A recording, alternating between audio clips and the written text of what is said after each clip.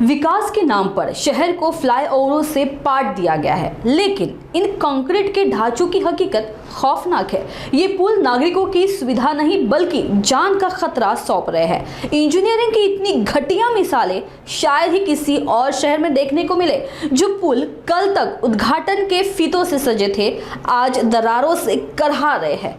ताजा उदाहरण है पारडी उड़ान पुलिया, जिसका हाल देखकर कोई भी कांप जाए। दो हिस्सों को जोड़ते हुए जो खांचा है उसमें इतनी गहरी और चौड़ी दरार है कि कभी भी किसी की जिंदगी उसमें फिसल सकती है।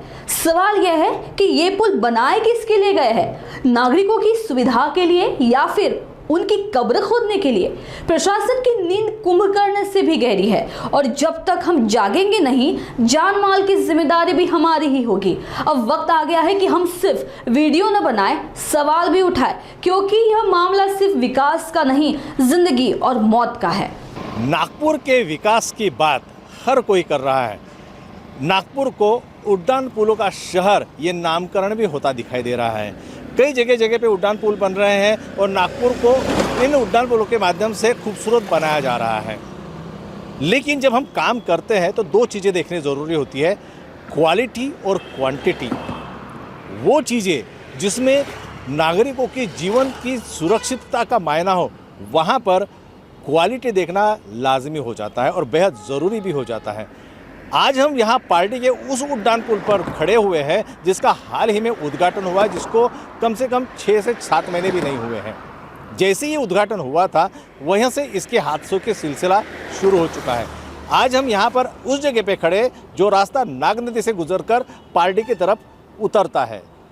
मैं हमारे स्वप्निल कैमरामैन को गुजारिश करूंगा कि वो यहाँ पर जो पड़ी हुई गैप है वो दिखाए और मैं आपको पाव से दिखाऊंगा कि यहाँ पर ये जो गैप है वो कितनी बड़ी है और यहाँ पर किसी भी वक्त अगर कोई टू व्हीलर वाला अगर फिर जाए तो कितना बड़ा हादसा। आप देख सकते हैं कि मेरा पाव जो है पूरी तरह से इस गड्ढे में जा सकता है और कहीं भी एक बेहद हादसा हो सकता है।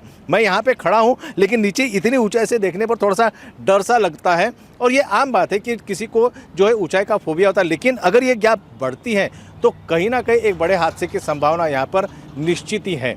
अब यह होगा एक पहलू कि इसकी बनावट में कहीं ना कुछ कमी रह गई। अब सवाल कई उठते हैं।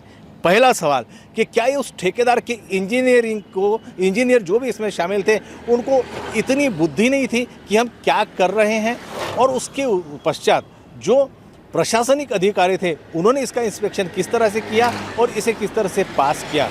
अब ये हादसों के बाद आने वाले समय में ये भी देखना बहुत ही इम्पोर्टेंट होगा कि अब ये घटना हो जाएगी, मीडिया के माध्यम से ये घटना प्रशासन तक पहुँचेगी।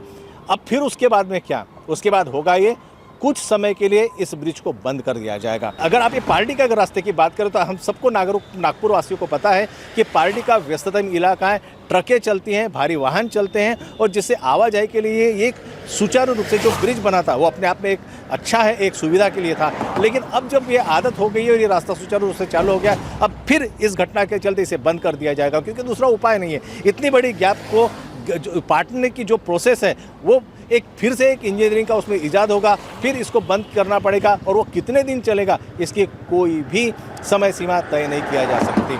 तो ये खूबसूरत नागपुर के ऊपर में चलते चलते क्या ये विकास के नाम पर एक धब्बा सा बनने जा रहा है? ये एक सोचने की बात है। कई ऐसे प्रश्न हैं जो हमारे मन में निर्माण होते हैं, नागपुर वासियों के निर्माण में होते हैं। नागपुर समय के माध्यम से हम उसको उजागर करने की कोशिश है। ये सबसे बड़ा हादसा यहाँ पर होने की संभावना से हम नकार नहीं कर सकते। नागरिकों से भी हम अपील करते हैं कि जब भी आप पार्टी के इस ब्रिज से गुजरे, जब तक इसके ऊपर में कोई कार्य नहीं होता, अपनी जिम्मेदारी से गुजरे और अपना ध्यान रखें। फिलहाल नागपुर समय न्यूज़ के लिए मैं रत्नाकर मूले, कैमरा पर्सन स्वप्निल के साथ।